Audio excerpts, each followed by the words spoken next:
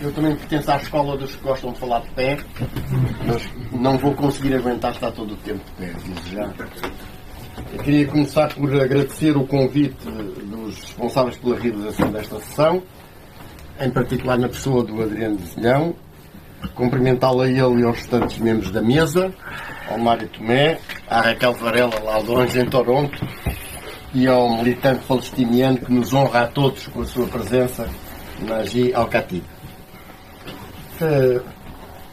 A primeira coisa que eu queria referir é que eu acho que hoje, para além da frente de guerra, brutal e genocida, há uma outra frente de combate, e é a do combate ao silenciamento, à indiferença, à normalização e à banalização dos crimes que vão sendo cometidos diariamente pelo governo sionista de Israel, pelas suas polícias, pelas suas forças militares, pelos colonos em que se apoiam.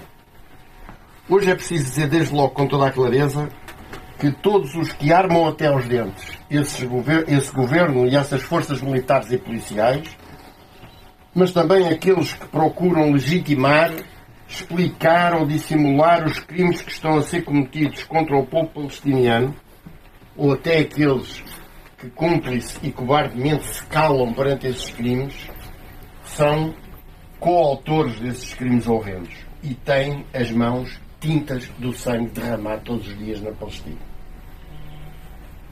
Tudo o que sirva para rasgar esse manto de silenciamento e de legitimação é, portanto, importante, é muito importante e deve ser apoiado. E devo dizer que quando se ouve hoje muitas vezes referir-se que as pessoas não querem saber da política, que estão aliadas, isso tem um fundo de verdade, mas também é verdade que a circunstância de 6 ou 7 dezenas de cidadãos se enfiarem numa sala tão pequena como esta, no final de um dia de sexta-feira, após uma semana mais ou menos intensa, mostra que o mundo não está perdido e que é possível, de facto, confiar em que as coisas podem ser mudadas.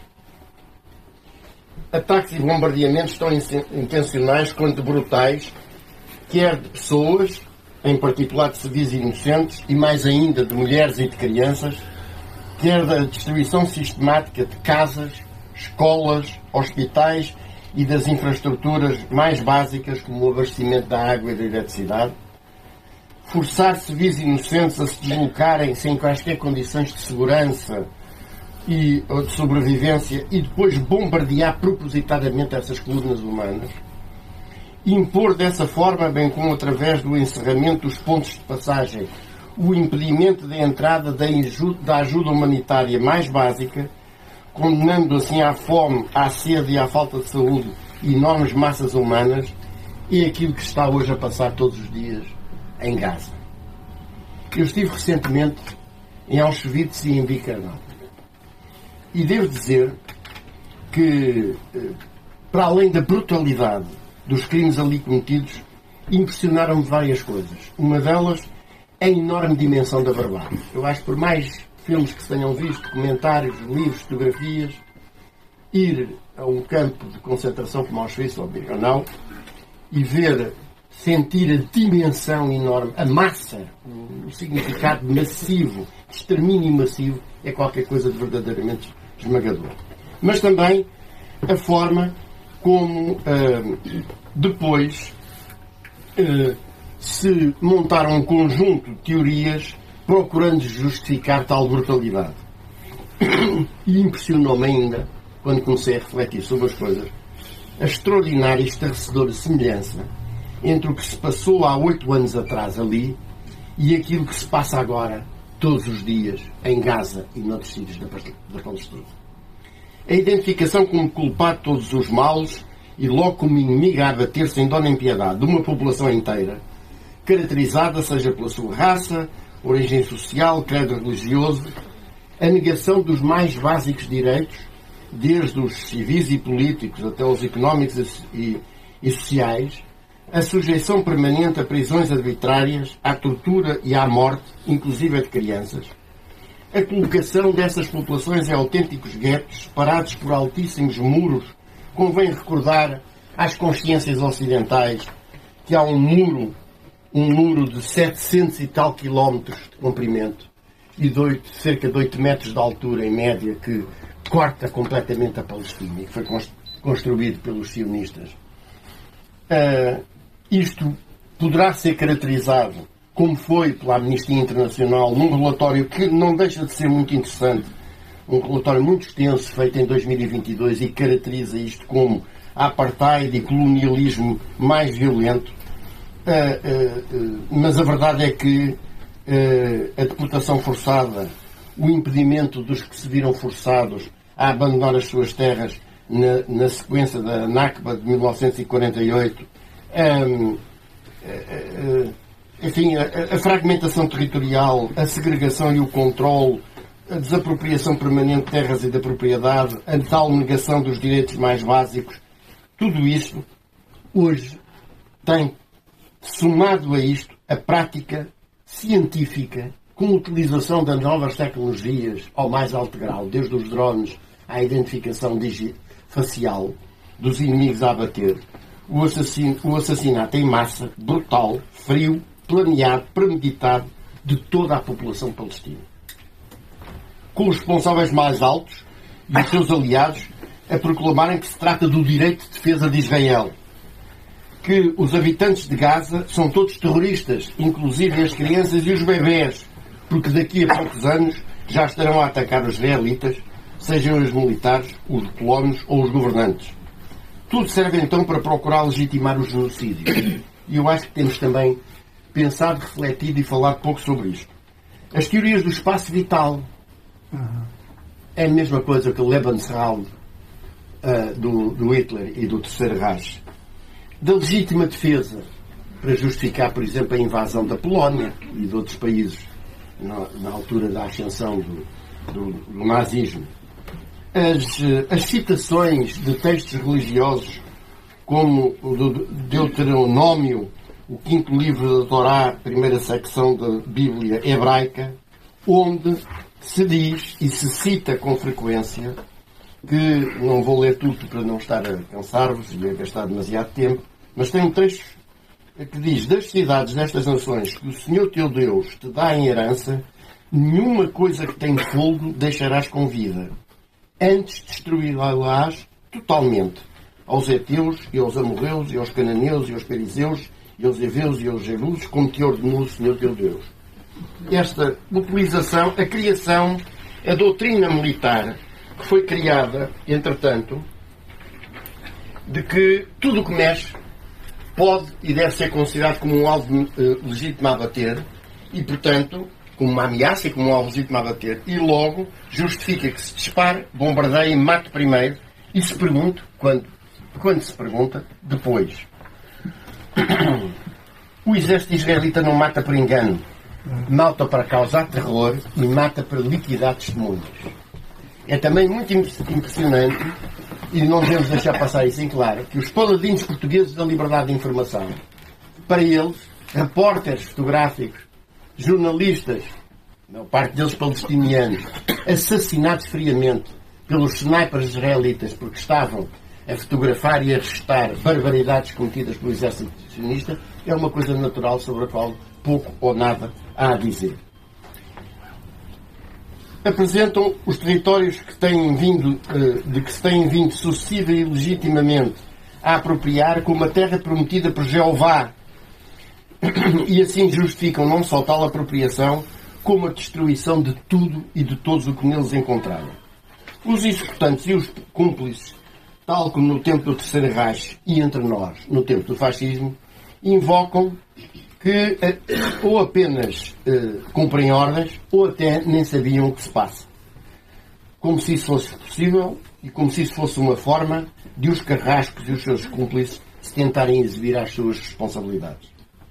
Lutar contra o genocídio em Gaza e contra os crimes contra a humanidade ali praticados continuamente é também, outro ponto que me parece importante, uma componente muito relevante da luta anti-imperialista, porque o governo sionista de Israel só consegue fazer o que faz com o apoio massivo em dinheiro, em tecnologia, em armas dos Estados Unidos da América.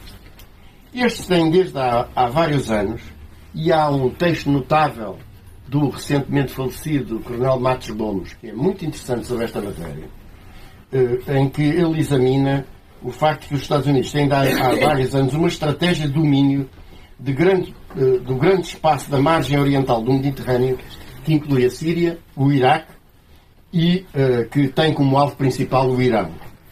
E que, para isso, precisa de ter uma base segura e absolutamente dedicada, que é Israel.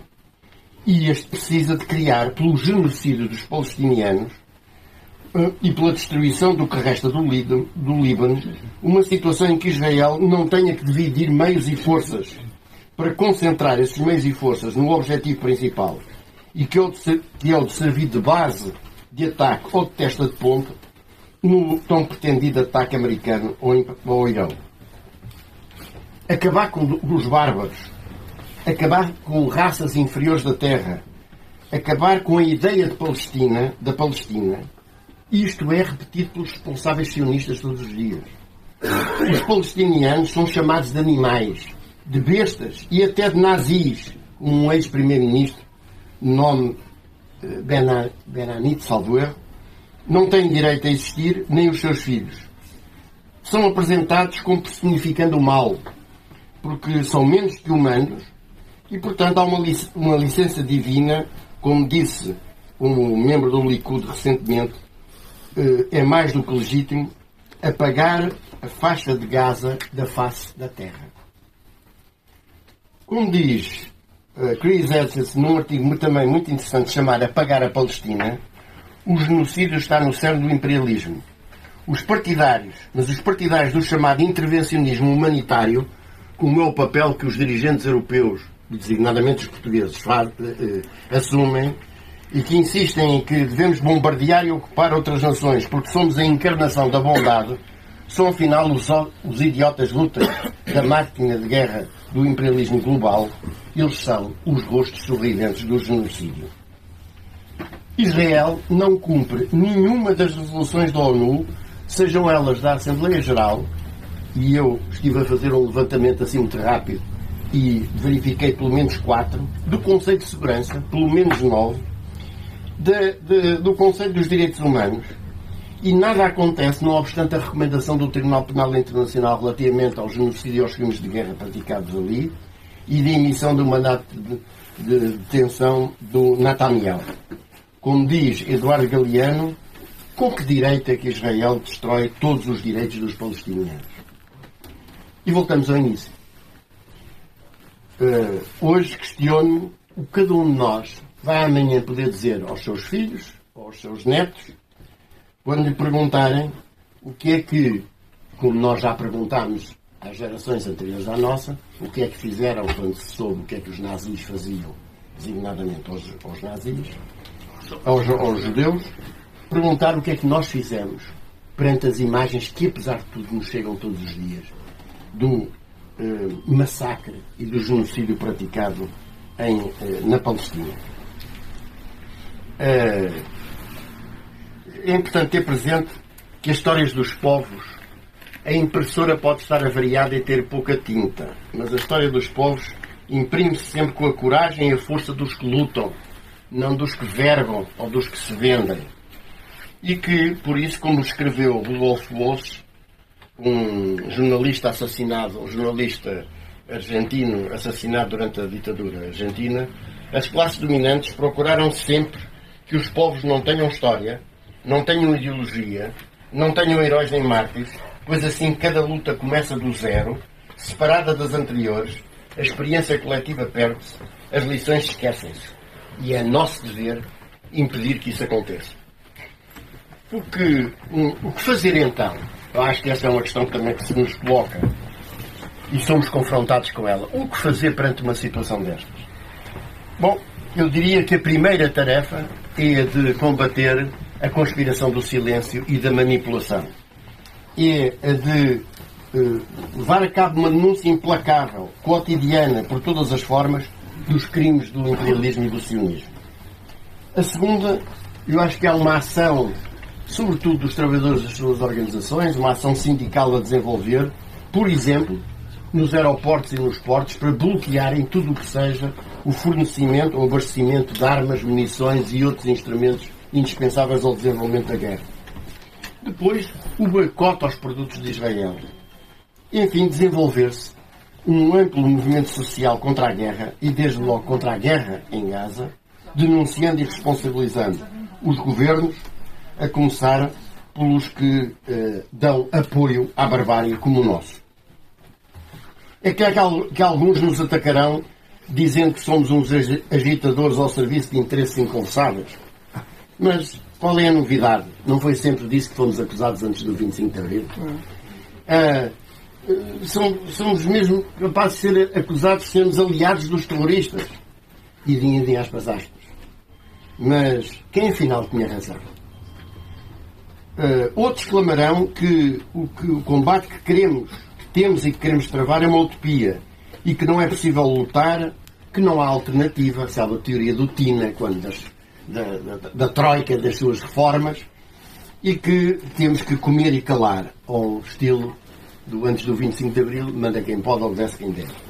Mas a esse, creio que devemos responder lembrando sempre o belíssimo poema de Joaquim Pessoa. Não te rendas, meu povo. Não te rendas às mãos de quem quer voltar a ver cativo e desgraçado. Não te vendas. Aqui nada mais temos a vender. Não te cales, meu povo, que a saudade já não pode doer dentro de nós. Se o teu punho constrói a liberdade, levanta ainda mais a tua voz. Não te rendas, meu povo, não te rendas, que já nos querem sós e divididos. E já nos querem fracos e calados. Não te cales, meu povo. Não te vendas, que quando nos quiserem já vencidos, hão de ter-nos de pé e perfilados. Não ao genocídio sionista em Gaza. Viva a Palestina una, livre, democrática e laica.